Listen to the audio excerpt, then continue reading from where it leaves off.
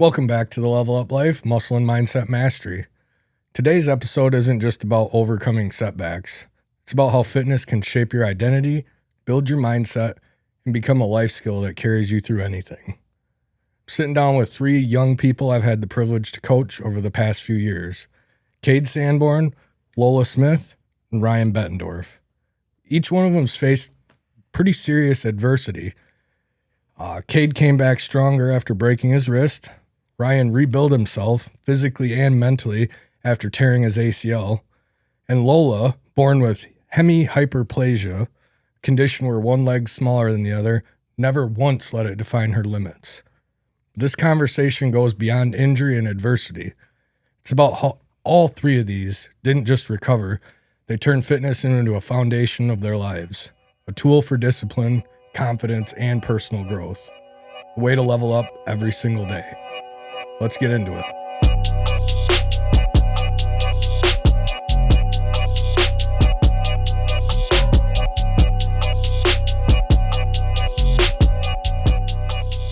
Lola. I'm Lola Smith. I am 20 years old. I'm a student at Grand Valley State University, where I'm going into my junior year now, which is absolutely insane. I'm also a part of the equestrian team there, where I'm the co-captain, which is pretty awesome. And I also just recently got certified as a personal trainer. Woo! Yes. So exciting. That's awesome. Yes, thank you. So what are you going to school for? Exercise science, obviously. Got to stick with it. Hoping to expand my knowledge in personal training, but also hopefully get a couple other certifications along the way. Okay. Sure, yeah. Ryan? I'm Ryan Bettendorf. I'm 18 years old, about to turn 19. I'm a college student at Delta College, pursuing social work with the goal of becoming a therapist. That's really all. It's awesome. My name's Cade Sanborn. I'm a 19-year-old guy who just graduated high school, actually. I'm going to Northwood University next year to play hockey and to study supply chain management, but also hoping to get my certification as a personal trainer to keep working with all of you guys in the future. Mm-hmm. So we'll start with you, Cade. Okay. Hockey player, right? Within, I can't remember, it's like 2 years ago. Yeah, something like that. Mm-hmm. Tell me about your injury that happened with your wrist. Yeah, so it was early February of 2023, playing a game against Novi. Just got hit in the wrong place at the wrong time. Wrist just bent in a way it wasn't supposed to. So I came off the ice, didn't feel right, played the rest of the game, kind of went a week without thinking anything of it, got back on the ice and just couldn't keep going. So I decided to go in and get an x-ray, realized that I had broke my wrist pretty bad in a pretty bad place. And this was kind of new to me. I hadn't really had any injuries up to this point. So I was expedited pretty quickly because of where my wrist was broken and the bone that was broken. I got surgery about 2 weeks later, got a screw put in. And then for about 5 months, I was in a cast here and there. It wasn't healing all that well, not a lot of blood flow to that bone. But thankfully, I got through it all, went another 2 months with occupational therapy and physical therapy, and then I was able to come back and play hockey for my junior season, so it all worked out in the end. Yeah. So, I mean, I get injured more now as an adult than I did as a kid, or as a young adult, and it's devastating even now because I look forward to playing softball so much. So, Ryan, you experienced something similar, not in the term that it's an injury, but absolutely, and it was significantly overwhelming with also not ever experiencing injuries before in that type of manner. I mean, you can roll an ankle or whatever and be back in a couple of weeks, but something that you're out for 6+ months and you can't do anything that you want to do, let alone play a sport. But that happened 2022 in the fall, about a month before basketball season. I was just practicing at a local facility and heard a pop in my knee as I was going up for a layup. Walked out pretty much fine, a little bit of pain, nothing too much. Walked around on it for almost a month and a half, 2 months before I finally went to my first basketball practice. And my coach said I had to have a CAT scan before I was able to play. So went and got that, found out it was torn, scheduled surgery for the day before Christmas. So I got to ruin Christmas that year as well. But 8-ish months later, I was fully back and healed. Yeah.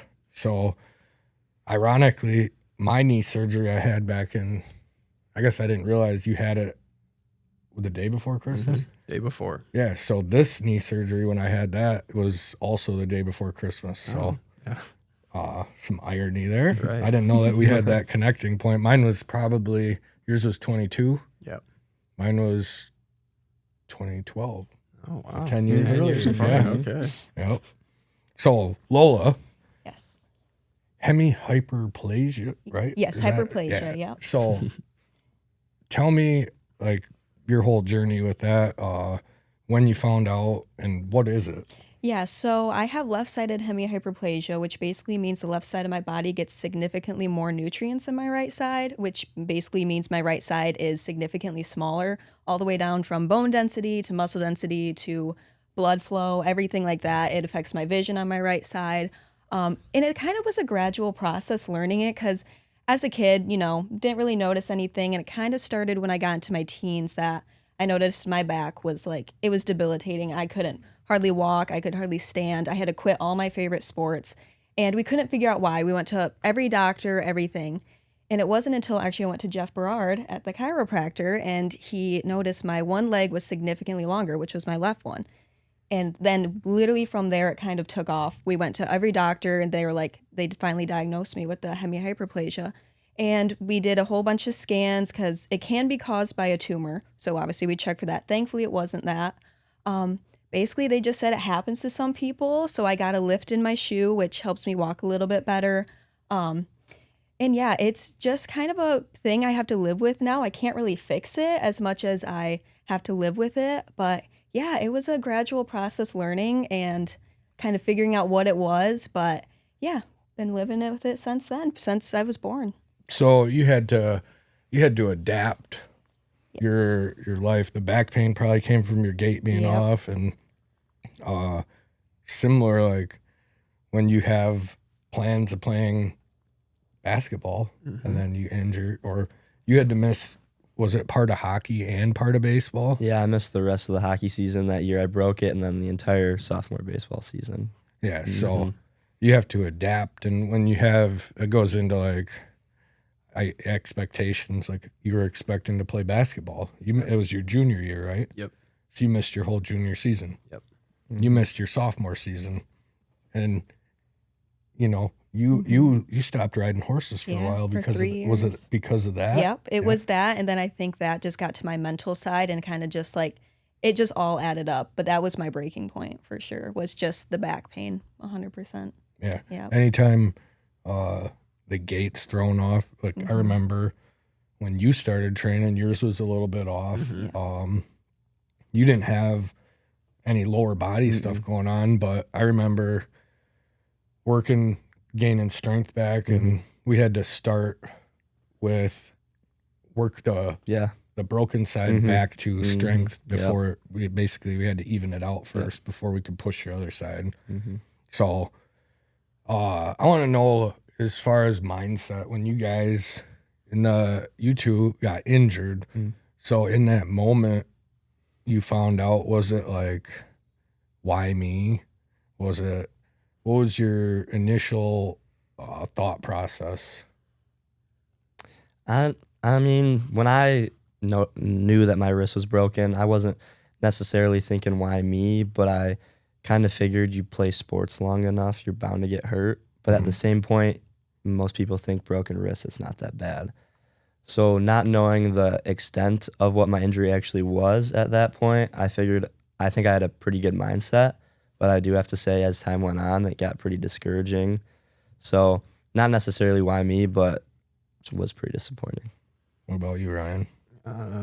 Overwhelmed, disappointed, just trying to name a few of the feelings that I felt sitting on that doctor's table. Didn't have my mom there, which would be like my main support person either. I went with my grandma because it was during the middle of the week. And just felt like draining, felt like I didn't have anything pushing me forward or anything I wanted to push forward towards. Yeah, it was definitely devastating, but I'm proud of the way that I've gotten through it and overcame it and rebuilt something better, I would say. Yeah, definitely stronger now than before the injury. So, Cade, I know yours was, so both of you had kind of an extended recovery. I know ACLs are like 9 months plus. Yeah. And I remember you having a few, like, your date looked like it was going to be here, and it kept getting pushed back because of it was the blood flow to the, it was, what was it, sesamoid bone? Yeah, one of the real small ones on the inside of my wrist, Do you think it would have been better just knowing from the beginning, like, I'm going to be in this cast for... Yeah, I think it would have been nice to know at the beginning that I'd be in that cast for the 7 or so months that I was, because I think if you know, then you can start planning ahead a little bit and figuring out ways to maybe help expedite the process a little bit. But when I got my surgery, I didn't think it was going to be all that long, so I'd say I was still pretty active, but I didn't really look into any ways in terms of physical fitness on how to improve my healing process. So Right. Yeah. So, and for you, you knew, like, right when you found out that it was going to be, did you have any, like, so was that overwhelming? And I guess in the process, hearing you tell the story about it, did you have regrets? Like, man, when this happened, I wish I would have went in. Yeah. There was a bit of an I told you so factor as well, because my parents told me I hadn't torn it and you were fine, keep walking on it, blah, blah, blah. Went to Disney a few weeks after I tore it. Never knew it was torn, just walked around in pain. But yes and no, I guess. I regretted it being torn before I even got to play the actual season. It would have been nice to at least start the season, or, be with my team throughout the season. Because of not starting the season on the team, I didn't end up going to any games or sitting on the bench or anything like that.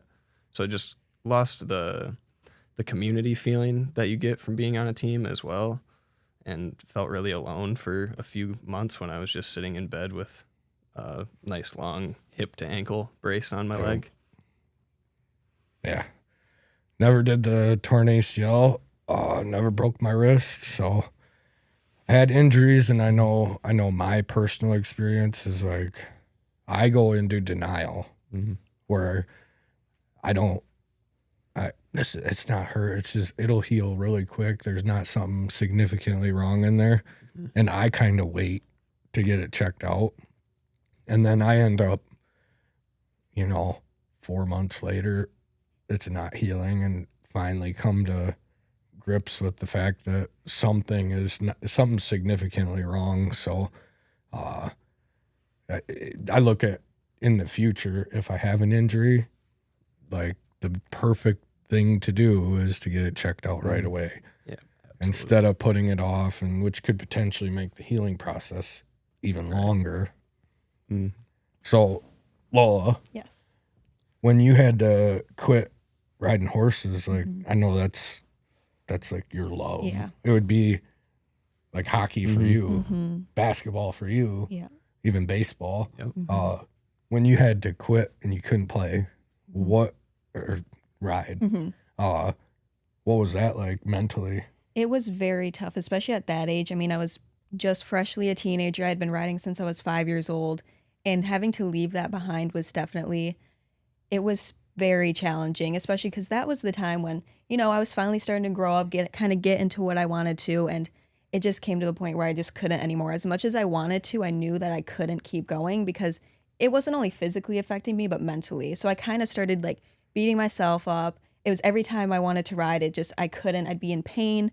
Even though I wanted to, I just knew that the pain would kind of outweigh, like, the mentally good side of it. And so it was very challenging at that young of age. And it was kind of a why me moment. Like, why does this have to happen to me? Again, at the time, we didn't know why, because I stopped riding before we found out why my leg was different, everything like that. And you started lifting kind of right in that time frame. Yep. It was kind of right when I stopped riding. I think I stopped riding about when I was 14 or 15 at the time. And then I had started getting into lifting right after that. And still then we didn't really know much. But it was also when I found out a relief for sure to kind of know why I was feeling this way and everything and get some answers. As much as there wasn't really a fix to it besides lifting and stuff, it was still just very relieving for sure. And then, yeah, that's kind of what led me to where I am today. So it's also a blessing in disguise because without finding out this thing and having this issue, it wouldn't really have led me to where I am today. So it's definitely a blessing in disguise as well. Right. And you picked up another love along the way Yeah. and a potential career Yeah, long absolutely. term for the rest of your life in lifting. So Absolutely. what was the moment when you're lifting and you decided to power lift and were successful at that, but when you went to college and you ended up getting back into equestrian, like I feel for you it was kind of bridging two separate worlds. Absolutely. That I remember you said it was very fulfilling. Yes, right? So, absolutely. It was so fulfilling because the person who I was when I stopped riding was a completely different person than I was when I started again. And it was just also a very different environment. I wasn't competing to win. I wasn't competing to prove something to myself. I was competing and riding for my team. I was doing it for fun and also riding and not feeling that pain and not having to go through what I did. It was like I was a completely different person. And it was so amazing. And I was nervous because obviously I didn't want to become that person again and kind of get back into that mindset because I also was in a mindset where like, okay, I wanted to win and I wanted to be the best. And I didn't want to get back into that mindset. But I've been on the team for 2 years now and I never have once gotten to that mindset. And even though winning is cool, that's not the whole point for me at least. It's just being there with my team and everything. And so I'm glad that I did take a break for a while. I took a couple of years off. I got better. I got physically and mentally better, came back stronger, and now it's been the best decision since I've been at Grand Valley was joining the team again, 100%. So it's a lot of the community Yes. that you ride with and that camaraderie that Yes. really makes you love the sport even more. Absolutely. Absolutely. Which I know when you talk community, you, Cade, I remember you were still lifting. We were doing leg stuff during your injury.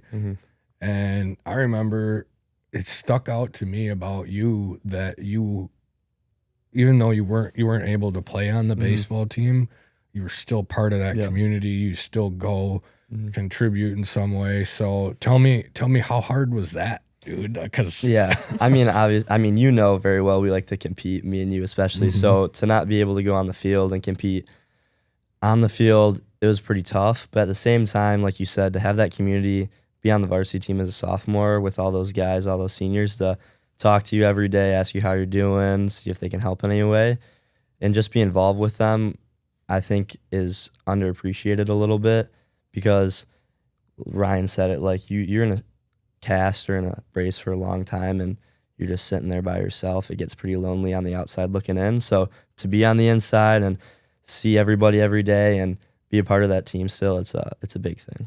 Yeah. So for you, your rehab process, I mean, you started with me. What year was that? I started training you. 2020.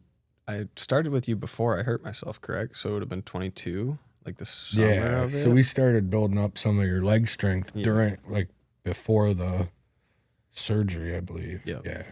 It's been so long. It's been a very long time. I'm getting old. I was gonna second that. I've definitely benefited from it, and especially with meeting you, I would never want to change anything that happened to where I am today. Yeah, it's a good perspective. That's how I look at kind of my past. As much as I wish I didn't, spend 3 years incarcerated and have all these other consequences from my past, it's kind of like, well, I look in the mirror today and I'm super happy with the man that I see. So it's kind of a blessing in the same sense that during it sucked. I wouldn't want to ever go back there, and I don't wish it upon anybody. I see like little blips in my daily life that remind me of my old life. So I I flew for the first time. Oh yeah. So we were in Florida, and there wasn't much for like breakfast places around. So I went to a Dunkin' Donuts and I had an egg and sausage sandwich. Well, I seen this guy. He's pedaled up to the business that was next to this Dunkin' Donuts, and you ever seen someone nodding out on opiates? He's kind of like, he's leaning against the wall and kind of melting off it.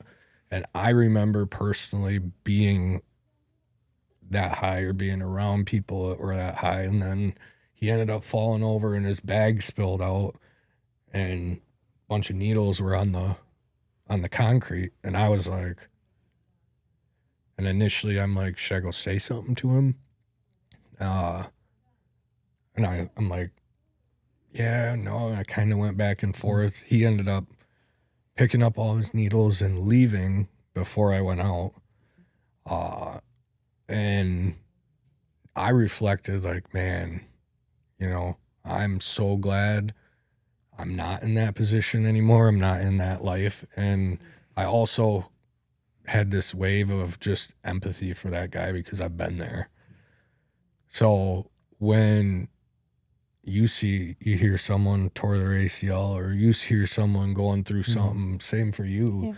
Like, what do you guys, does it bring you back to your experience with that and kind of help you process it even more? And then also, do you feel that empathy for the person going through it? I would say absolutely. It definitely brings you back to it. I could still, just sitting here right now, go right back to the moment that it happened. I don't think that'll ever really change. I mean, maybe it'll fade with time, but definitely right now it's still fresh in my mind. And on the empathy side of it, 100%. Anybody I've heard with any sort of knee injury, just knowing how touchy knees are and how hard they are to rehab and everything, you feel terrible for them having to go through it. Yeah. Yeah, same kind of thing. I think it's a little different with my wrist because I feel like mine lasted a little bit longer than most people's do, but you definitely have empathy for people because getting injured is never good no matter what it is.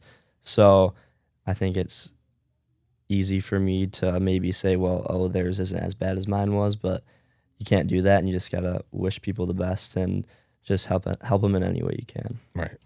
I definitely empathize with people. Mine's kind of different because I haven't met anyone with my condition, but it's kind of those hidden, invisible like conditions that people have, because some people don't notice my leg length difference and everything like that.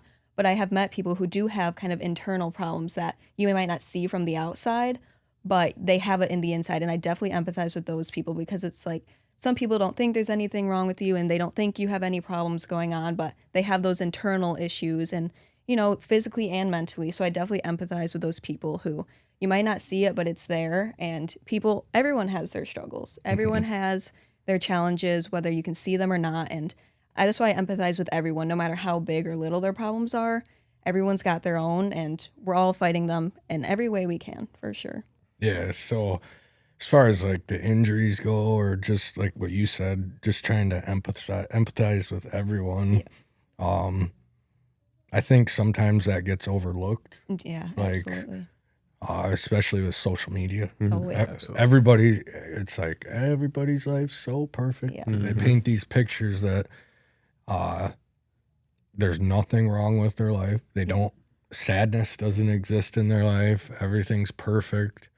And I think like sharing our struggles, is courageous. I think Chief Ford shared about what happened with her son. I think that's just doesn't get any stronger than that. Right. And I think that's where true leadership's born, is being able to share like, hey, this is what I struggle with, because it empowers other people in their lives to kind of, my life isn't all sunshine and flowers either. Yeah. But I think social media really plays a bad role in that. So I guess for you guys, going back to the injuries, Okay. have you had any friends get hurt since then where you were able to help them process it and get through the process? I can't say I've had anybody tear an ACL. I had a couple buddies with other minor knee injuries where it's still like give them any information I have on rehabbing the knee and making it stronger so that it comes back better than it was and not worse. Because I've heard many a story where people hurt their knee and then they just limp for the rest of their life, or they have problems walking or pain while walking. So absolutely. Yeah, we had a kid on the team last year, freshman, actually break his wrist, same kind of deal, got hit. So I was able to because my big thing when I broke my wrist is I hated people asking me if I was okay. Like I just wanted to have a conversation with them and not necessarily ask me how it's going with my wrist, but just with my life. So that's kind of what I tried to do with him was just have a conversation with him at practice when he's not skating, see how his day went, just keep him up a little bit. And then if he wanted some advice on what I did to get my wrist to heal, then just give it to him. Right. Yeah, I definitely, again, with my condition, it's a little bit different, but one of my best friends actually just broke her foot recently. And kind of after her healing process, she struggled to walk on one leg. So I kind of try to help her in that way. The gait issue and stuff she kind of struggled with too. And so just kind of helping her like manage that, kind of build her strength back up because she was out for a really long time. And also just the people in my daily life I know who have kind of like a little bit of a leg length difference and stuff. And so even recommending them to like the chiropractor, getting an orthotic lift, like, and helping any way I can, because it is a little bit hard with this situation to be able to help someone because there's really nothing you can do to change it, but kind of giving them resources that they can go to and pointing them in the right direction is always what I want to do. And even I have people, my best friend's dad, he's a little bit older and he was struggling to get on his boat because it was wobbly. So he was even asking me like, what are some things I can do to help my balance? So even just helping him in that way, like if I can change someone's life in any way I can, I absolutely will. So just always being a resource to someone or giving them resources, I will absolutely do. Because again, everyone has their struggles. And if I can help them even a little bit, then my goal is completed. Absolutely. Now let's take a moment to thank our sponsors, Pine Haven Assisted Living. At Pine Haven Assisted Living, they believe in making every resident feel at home. Nestled in the peaceful countryside of Hemlock, Michigan, they offer compassionate care in a family-like environment where residents can enjoy independence with the support they need. Registered nurse-owned and operated, their team provides personalized care, home-cooked meals, and a range of activities to ensure your loved ones continue to live a fulfilling life. They also have alpacas and llamas on site to enrich the lives of their residents. Experience the warmth and comfort of Pine Haven. Call them today at 989-295-6632. That's 989-295-6632. Or you can visit them on their website at pinehavenassistedliving.com. That's pinehavenassistedliving.com for more information. Now, back to the Level Up Life. So, you guys have something else in common. You've all co-opted with me. Mm-hmm. We have. Lola was first. Yep. Ryan, you were second, and you were just last Yep. year. So, as far as the experience goes, tell me, well, we'll start with Okay. you, Let's go in Lola, order. since Okay. we'll go in order. Yes. Tell me about your experience during co-op and how that benefited you. I mean, it was the best decision I've ever made. I really didn't know what I wanted to do with my life in that moment, and I had just been training with you for a couple months before I kind of brought that idea to you. And I was like, we'll see if I like it. I always was fascinated with you training people, and I've always wanted to help people. And I figured, why not try this? And I mean, it taught me so much because I feel like the hands-on learning is the most beneficial. Like I can go to any college class and I won't learn half as much as I did with you because you don't get that hands-on, that talking to people. You can't learn that in a classroom. And so, I mean, I just got to connect with the most amazing people. I mean, I got to basically build my career from when I was 16 years old to now, it led me in the right path. And I probably wouldn't be at Grand Valley or doing exercise science if it wasn't for that. And so, I mean, it's something I will always look back on and be so grateful for. And I mean, still to this day, the things I learned with you, I'm in my classroom and they'll teach something. I'll be like, oh, I already knew that because it's what Adam taught me. Or I will expand on things I didn't know before or things that you used to talk about. And now I'm like, I finally understand what he was talking about. Because at 16, I was kind of like, you would always spit facts at me and I would be like, yeah, I think I understand. Right, And, you know, right. just kind of like, I'll be like, oh, I'll learn that someday. And now I finally am getting to that point where I'm learning everything you're saying. And it's kind of the full circle moment and definitely the best thing I've ever done and very grateful for it to this day. So thank you. You're welcome. Yes. You brought something up that I'm like, that. Yeah. Because you can have I know I've seen trainers over the years that Oh, yeah. they have all the knowledge about the human body and how to cue exercises. And one of the biggest components that they missed out on was the client relations, right? Absolutely. So how a person feels when they're walking in the door and how a person feels when they walk out the door Yeah. is an enormous component to what I do. I don't want someone to come in afraid to work out and then leave feeling like a failure. Yeah. My personal style, and you all can attest to this, I don't yell. No, I'm not no. ever going to yell at someone, 10 more reps. Never. No. There's people that would benefit from that might enjoy that type of coaching, but that's never been my style. So just wanted to highlight that Yeah. because, I mean, I feel as you're looking at it from a business standpoint, client retention rates.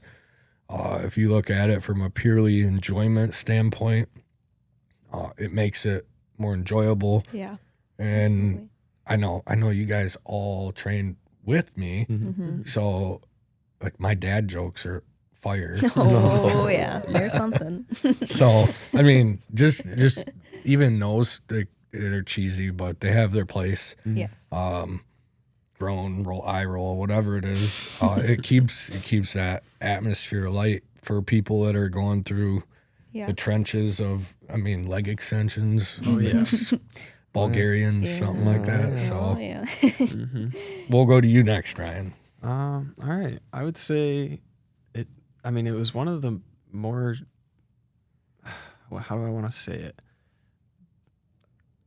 Unpromised decisions that I made. Like I didn't know what was going to come of it when I decided to do it. My mom had brought it up to me because I had recently quit the other job that I was doing. I wasn't employed at the time. I was like, you know what? Sure, we'll try it out. And I can assuredly say I'm insanely happy that I did it. And I would have been very, very sad if I didn't. Right. Because I feel like I would have went on a very different path from where I'm at now. Yeah. Training with you first and then coming to be a trainer myself, I feel like was helpful because I was able to see kind of the client side of it first and be able to understand that relationship that you were just talking about and how just simply cueing somebody an exercise one way can help them understand it significantly better than giving them the scientific definition on this is what muscle you're working and how Right. you're moving it. Yeah, all right. I think go to Cade. Yeah. No, I think it was a great decision.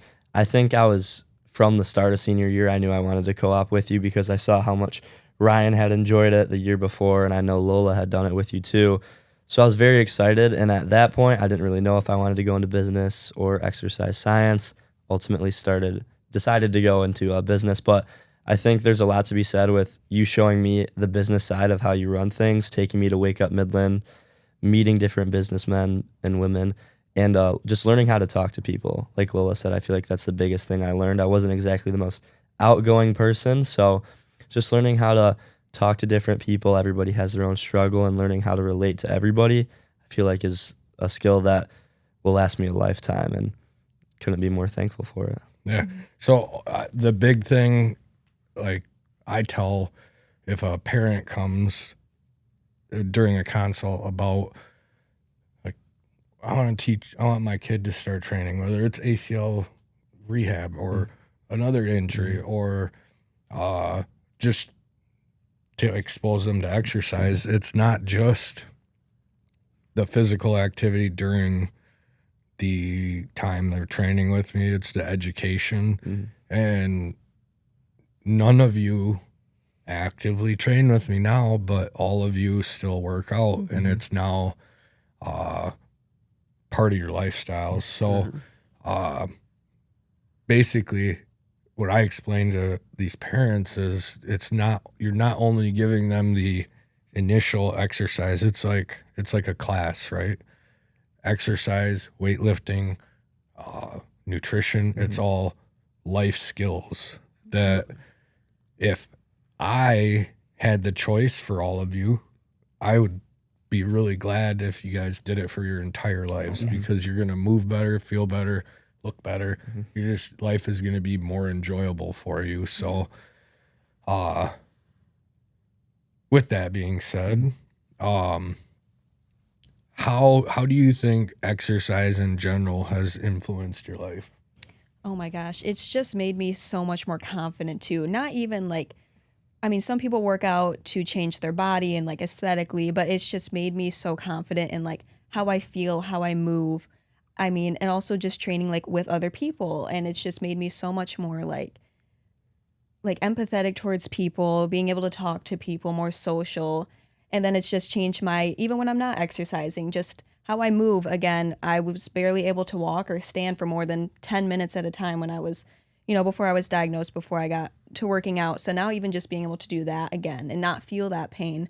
I mean, I'm so thankful for it every single day of my life. And I will say my freshman year of college, I did struggle to get in the gym a little bit. It was my first year of college. I was, didn't have a ton of motivation, just kind of figuring out the college life. And I noticed how much that just kind of weighed me down and how much I wasn't as happy and I didn't feel as good about myself.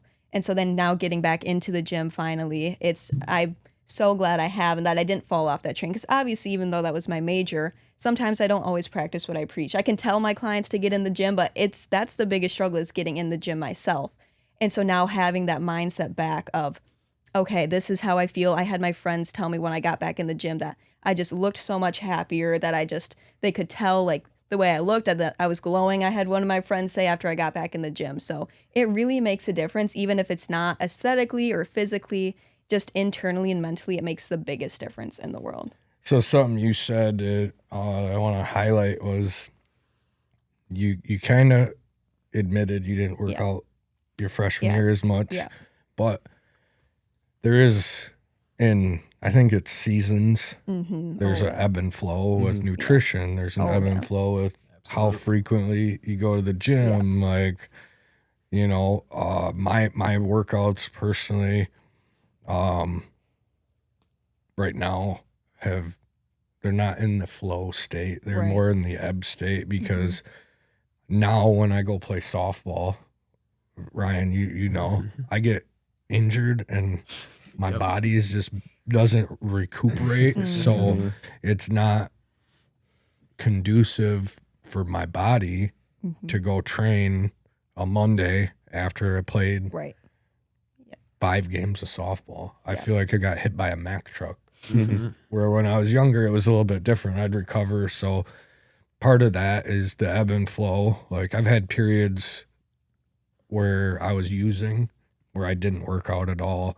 And then whether it was sobriety or when I actually got into recovery, not just abstinence, there's periods where I stopped working out and would start again. So there is an ebb and flow to it. And I also, I really like pizza. Oh, yeah. So I can't treat cut that out completely. And sometimes I'll eat a whole pizza, a whole large, and it's just so delicious. But so I don't practice what I preach all the time either. But that goes back to the whole, like, we're all human, right? Yep. So Absolutely. Confidence, 100% what Lola said. It's amazing how much of a difference it has made in my life.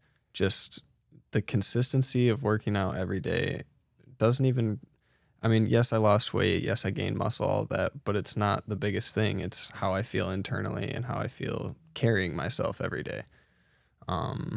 Obviously moving better. I feel less movement or pain while moving even after the ACL tear, which most people probably can't say. I'm amazed what I learned with stretching. I'll say that for sure. Just 15, 20 minutes a day stretching can cause you way less pain throughout your whole life. Yeah, I think that's about it. Yeah, I mean, from the perspective of an athlete, definitely you've seen it, especially even this past year being your co-op, like improvement in my speed, my agility, and like Ryan said, less injury, whether it's just the 15 minutes of stretching per day does a lot for you. And then my big thing is routine.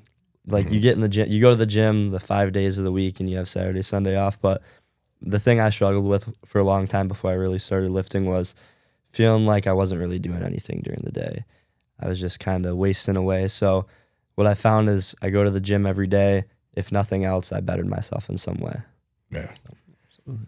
So the mental side of it, like the confidence component, I feel like for me, it's not necessarily the confidence side as much as it is just like, it is to some extent, but it just keeps me kind of grounded because my emotions, I can let them get the best of me. I'm high and low sometimes, and I know it sounds corny, but mad, sad, or glad when I work out, when I go lift, I feel better. Yeah, absolutely. I feel better 100% of the time when I walk out the door. And it's just the hard part is when I'm mad, it's not so hard to get there. But when I'm sad, is when it's like, I don't want to lift. It's even, and I literally work at the gym every day I'm there. So some days it's just like, I don't want to lift today. Just want to go do the corpse pose in the stretch room, you know, just lay there and take a nap. But forcing myself to kind of lifts me out of that kind of dark hole I'm in. Absolutely. So as far as like your guys' futures, what type of influence do you think exercise is going to have on your future plans? I know you're going to be a coach. Yes. So. Yeah. So basically, exercise is my whole future. That is the goal. I just want to help people. So whether that's training or just helping them like mentally, I'd like to continue. Obviously, as a personal trainer, will always kind of be my base, but I want to go into a little bit of everything. Whether that's like group fitness classes, yoga. I want to do Pilates, like pretty much everything under the sun. So exercise will be my whole life because the biggest thing that keeps me going with exercise is helping people and knowing that I am making a difference.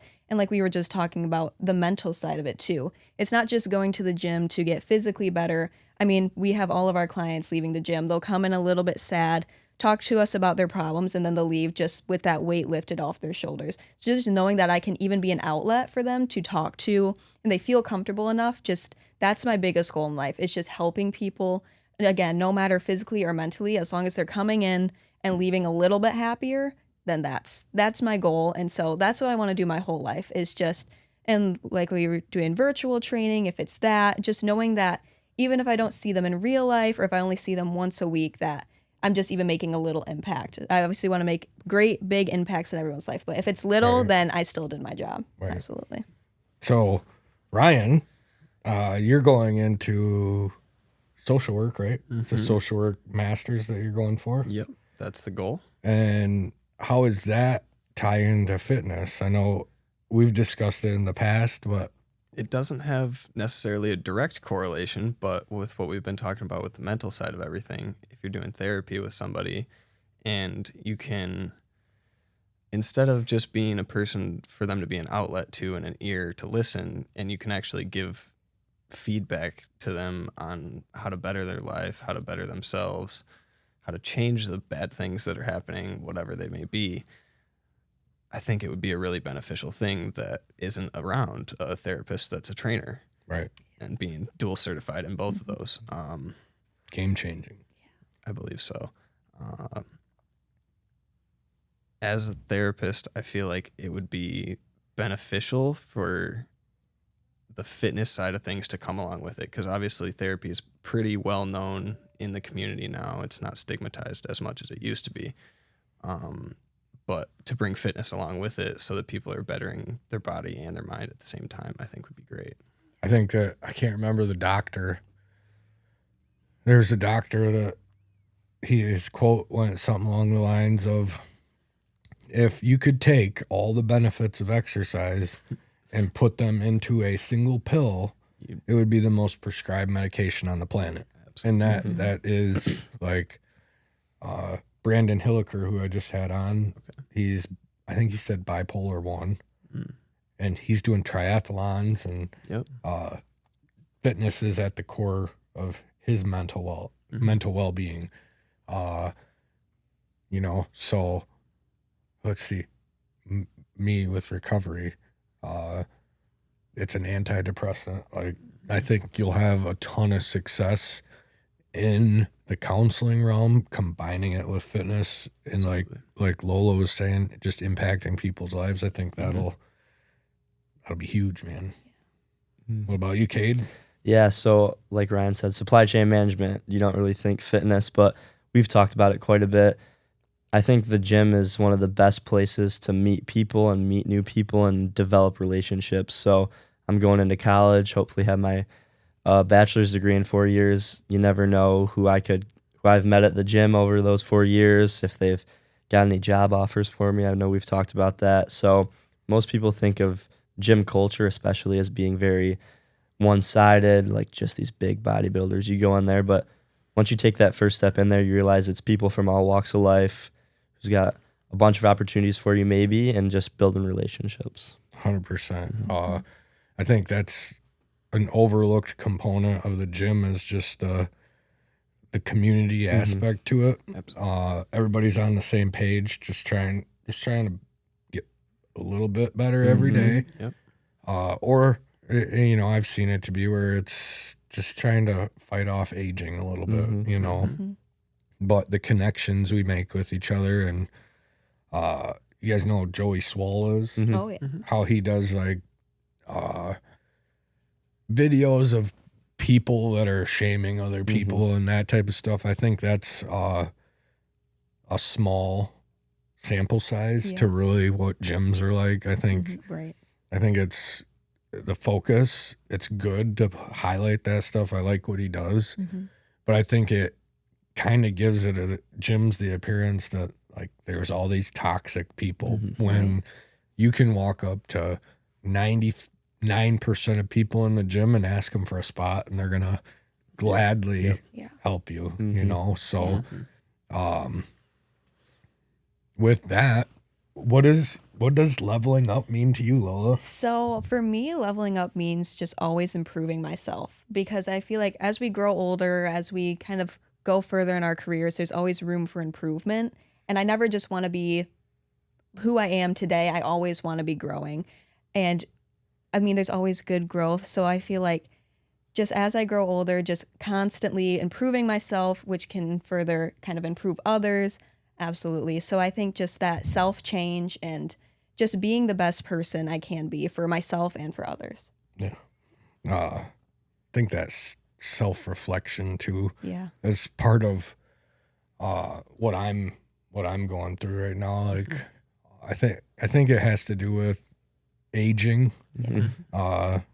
Trying to keep up with Cade this year has really kind of shown me that I'm not 20 anymore. Right. Like I can still do these things to some extent, which is cool because I'm 40 and I can still jump 24 inches on one leg. But there's a consequence now to where there wasn't before. So reflecting on like where can I better my life? Where am I weak at? Like there's certain aspects like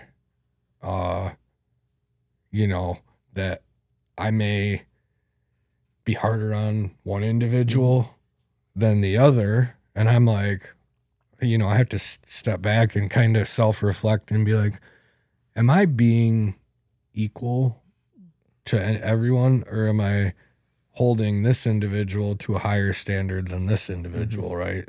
So it's like a lot of that self-reflecting. So that's, to me, right now is kind of where I'm trying to level up is interpersonal relationships and being better. Yeah. I would say leveling up means to me always trying to learn and grow in any aspect of my life, not just fitness, but always trying to improve and never just settling for the person that I am today, as Lola said, and always trying to be better tomorrow. Yeah. Nailed it. I think what leveling up means to me is investing in my future self, whether it's saving a little bit more money today so I have it tomorrow, or stretching so in 30 years I'm not as stiff as a board. I think if you do that every day, as time goes on, most people say getting old sucks, but I feel like if I do that as I get older, I'll be able to enjoy life a little bit more and just make every day better than the one before. Yeah, it's awesome. Thank you, Lola. Yes, thank you, thank Ryan. you. Thank you, Thank Cade, you. for Yes, coming on. thank It's you. a pleasure.